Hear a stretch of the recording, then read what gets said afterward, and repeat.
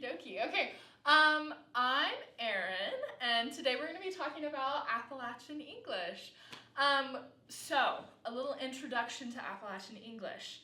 Appalachia refers to the Appalachian Mountains that go from Georgia to Maine. When talking about the dialect in particular, though, it's talking about areas of Virginia, West Virginia, Tennessee, the North and South Carolina, parts of Georgia, and parts of Ohio. So not the whole range of the Appalachian Mountains, kind of just in the middle a little bit. And today I'm going to be talking about 5 specific accent sound things that you can hear in the Appalachian dialect. The first is, this first example, it's yellow to yeller. So this happens when words end in like an O, so yellow.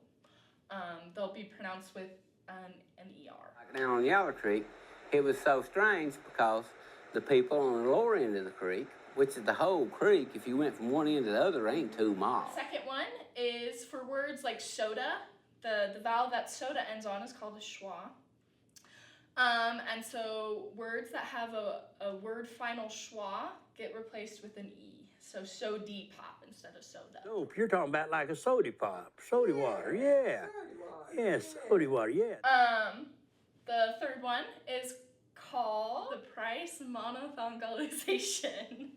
And you can see this in the words like tire. So for me, I say tire, and it's kind of like 2 vowel sounds that kind of get meshed together into one.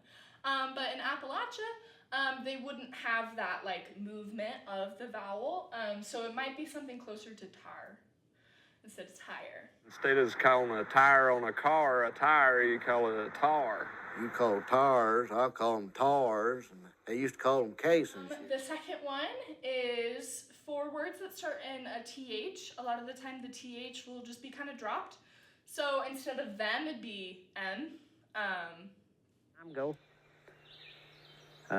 Such as my granddaddy. Or there was this old man named Manson Owens. He had a house full of little youngins, and the only way he could feed them, he couldn't get no job.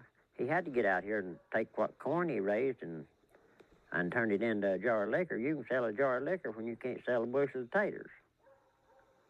And that's the way that folks put bread on their table for their kids to eat, put clothes on. And then the last one that I wanted to talk about today is consonant cluster reductions. So we can see it in the word like kept.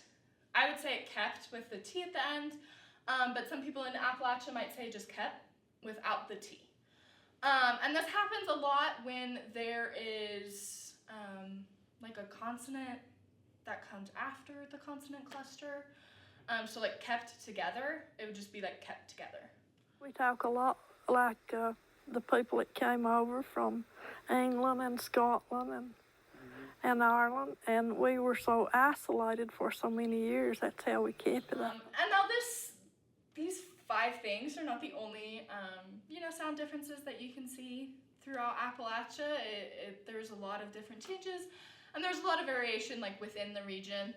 So not everyone from that area speaks the same, but these are some examples of changes that you can see in the Appalachian dialect.